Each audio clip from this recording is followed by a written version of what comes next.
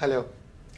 Unlike most of the other countries, the presentation of union budget is not only about the statement of income and expenditure of the government or about its economic policies, but a platform to outline the whole social, political and the economic agenda. And that's why I mention about every section of the society, every part of the country. But if I look at this budget, and also not in isolation, the budget document alone, but some of the other reports recently, for example, the 14th Finance Commission report, the Expenditure Commission, which has submitted its report. Also, if you look at the Niti Aayog, which has replaced the Planning Commission, the recent railway budget, also the new template for the infrastructure development, where we've got a new template for allocation of natural resources. And if we put together all these things, there is definitely a visible change in the whole economic agenda of the government. And what are those some of the big visible changes? First of all, a much greater emphasis on the cooperative federalism, where the state governments are empowered with more resources in their hand and a helping hand from the center. And therefore, I strongly believe that over the next several years, it's the state government which would be driving the economic growth in India. The Niti Aayog has replaced the Planning Commission. So we are moving away from a command kind of economy, a planning-based economy at the central level to a more cooperative federalism, a new template that is emerging. State governments will have a lot more resources at their disposal, and with a helping hand from the center, they could be the bigger driver of economic growth in India going forward. We have also seen the way the new template for the allocation of natural resources that has happened, particularly in case of coal, where there is a new method of transparent and fair bidding by the players rather than an ad hoc allotment. And all these things put together will also change the whole fiscal economy of India, will also change the way government finances are run. The Expenditure Commission and also the Trinity of GEM, Jan Dhan Yojana, Aadhaar card and mobile, as the Chief Economic Advisor mentioned, can go a very long way in cutting the wasteful expenditure, particularly the subsidy, and also changing the whole government expenditure more towards the productive investments.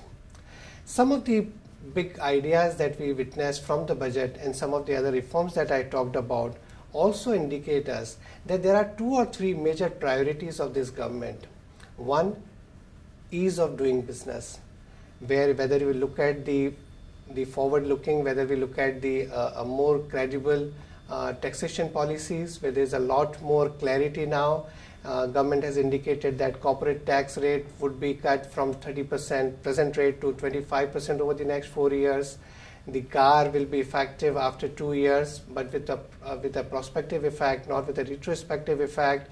There are a lot of other changes which suggest us that the government is very serious about improving the environment, improving the ease of doing business in India, which can go a long way in attracting the investors from various parts of the world and also for the domestic entrepreneurship to flourish. The government is also trying very hard to improve the social security. As we know that India has been underbanked, underfunded, underinsured and undersecured, and therefore the financial inclusion will go a very long way in not only getting a large part of the economy, which has probably also lead to a parallel economy, to a mainstream economy, but also will go a long way in improving the tax to GDP ratio, with the help of digital payments, with the help of digital banking, will also go a long way in improving, as I mentioned, the tax to GDP ratio, but will also boost our savings rate. As we know that our savings rate has taken a dip in last couple of years, there is a big scope for increasing the savings rate, and within those savings, a larger proportion getting shifted to financial assets So some of the measures towards monetization of gold, some of the measures towards the things like real estate investment trust, things like the infrastructure investment trust, where the money which has been going into these assets can actually get channelized more into the financial assets over the long run. And the pool of financial savings in India can help us in funding the massive infrastructure requirement that we'll have over the next several years. The government also seemed to be focusing on improving the human condition index. So whether the financial inclusion that I talked about, or a clean India movement, or a digital India, the skill India where large investments are likely to happen in skilling the youth, all these are towards ensuring that we fully leverage the demographic dividend which is available in India. And if we get few of these things right, if we boost our savings, if we leverage our demographic dividend, if we have a template in place to exploit our natural resources in a fair and transparent manner with a sustainable growth model and with a fair equity to the society, I think all these put together can put the India back on a high growth path. And this is where we believe that the larger agenda of this government is, and that therefore the budget alone should not be looked at in isolation, but in line with most of the other steps that this government has taken. As far as the infrastructure development is concerned, we know that there have been a lot of flaws in the public-private partnership model. We know that the banking system and the private sector developers have a constraint in terms of their capability to fund the infrastructure, and therefore the importance of attracting more foreign investment, attracting more domestic savings, having a new contract system, having a new contract between the government and the developers with a redressal mechanism, having a new model where the risk is shared by the sovereign apart from the private sector player alone. Also, something that the finance minister talked about, a plug and play, where some kind of a pre-clearances of most of the things that a developer needs clearance from the government in place, and then they get invited to take the next part of the execution. I think some of these things will go a long way in developing the next template of the infrastructure development in India. As far as the fiscal consolidation is concerned, the expectations were that the fiscal deficit is likely to be 3.6% of GDP. The finance minister mentioned that this year it is likely to be 3.9% of GDP, and the target of reaching 3% of GDP instead of 2 years will be achieved over the next 3 years. We believe that numbers are credible. If we look at the underlying assumptions, whether in terms of the GDP growth, whether in terms of the tax revenue collection, in terms of the receipts on account of divestments, or in terms of the expenditure, I believe there is a possibility of actually achieving better than 3.9%. But our sense is that he has kept some cushion within the budget numbers, where in case the GDP growth or the tax buoyancy surprises on the upside, I think he'll have that much of more money to spend on the capital expenditure. I think the intent is very clear that if the additional revenues are getting spent on building the capacity of the economy, if it is going on the productive expenditure, then some amount of higher fiscal deficit can be tolerated and is going to do a good over the long period. Having said that, there is a firm commitment towards the cause of fiscal consolidation, and we believe that the full benefits of things like direct benefit transfer, the recommendations of the expenditure commission that I talked about, and some of the other measures that the government has talked about in last couple of months, I think will all ensure that over the next couple of years, India would remain firmly on the path of fiscal consolidation. We believe there is tremendous potential for India to improve the tax to GDP ratio with better compliance, with more clarity and transparency in the taxation policies, with better use of technology so that the compliance can improve, and things like GST. All this put together can significantly increase our tax to GDP ratio. And on the another side, if government is able to contain the wasteful expenditure, I think the overall path for fiscal consolidation in India for next couple of years look promising. The macro backdrop is surely improving. We have seen the sharp increase in the GDP growth. Of course, there is a statistical element to it. The inflation is on a downward trajectory, held by the soft global commodity prices, which are helping not only India's fiscal side, but also the current account deficit and the corporate profitability. We are seeing the external sector improving in terms of the external balance sheet. So currency has been stable, foreign exchange reserves have been moving up. So overall, the macro environment is on an improving trend. Corporate profitability hasn't improved as much as expected till few quarters back. The last quarter results were not as good as expected earlier, but our sense is that we are just a quarter or two away from a sustained improvement in the corporate profitability. Over the next couple of years, we expect both the domestic and the foreign investors to continue their faith in the equity market. Foreign investors, because relatively India look far more attractive compared to most of the other countries in terms of opportunities both at the macro and micro level, while the domestic investors are significantly underweight in equities as an asset class, and they are likely to increase their allocations over the next several years.